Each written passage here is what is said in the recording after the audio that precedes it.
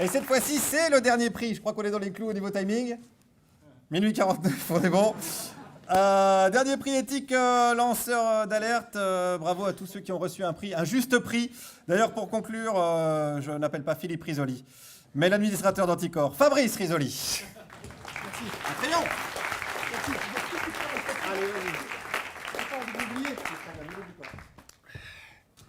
Je serai très très court.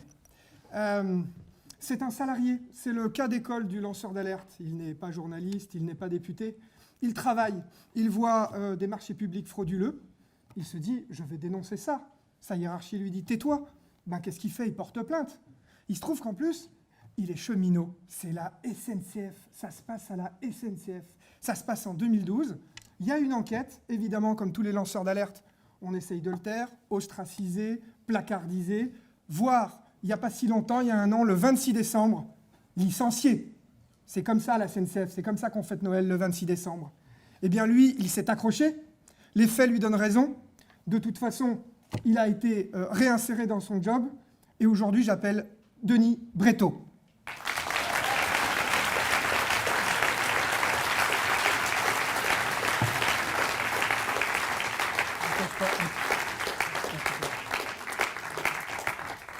C'est pour toi. Merci vraiment, j'essaie d'être assez court aussi. J'avais prévu 30 minutes, on n'avait pas dit, mais non. Non, c'est vraiment, je vous remercie très sincèrement, parce que comme il a été dit, l'année dernière, je suis passé par des moments un petit peu plus difficiles, on m'a licencié. C'est quand même, pour un cheminot, un fait assez exceptionnel. Donc j'ai été radié des câbles.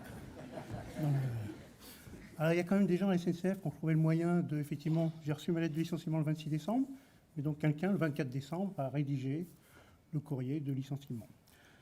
Donc, il n'avait pas été écrit Joyeux Noël, mais c'est quand même un cadeau assez négatif, donc je préfère celui-là un an plus tard pour l'avoir.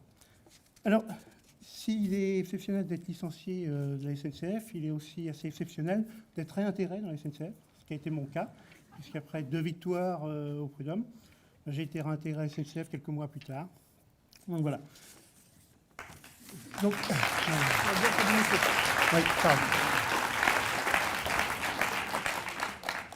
donc du fait de cette réintégration, j'aurais juste mettre un petit mot sur ce qu'on appelle normalement le devoir de réserve ou le devoir de loyauté vis-à-vis de l'entreprise.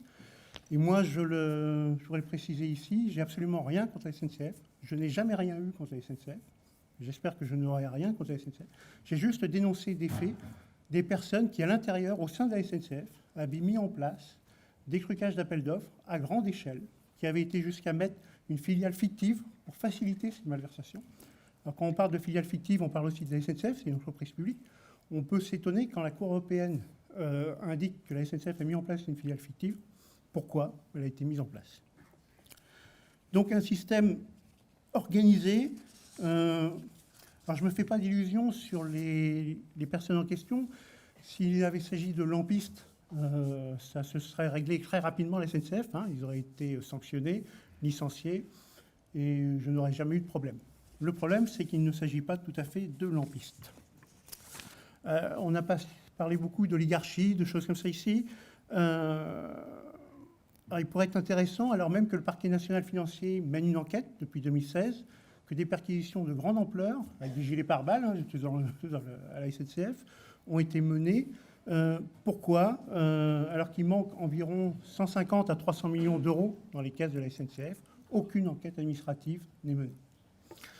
Alors, c'est peut-être dû au fait, on va rejoindre certains lauréats de prix précédents, que les trucages d'appels d'offres en question mettent en cause en fait un proche du président de la République.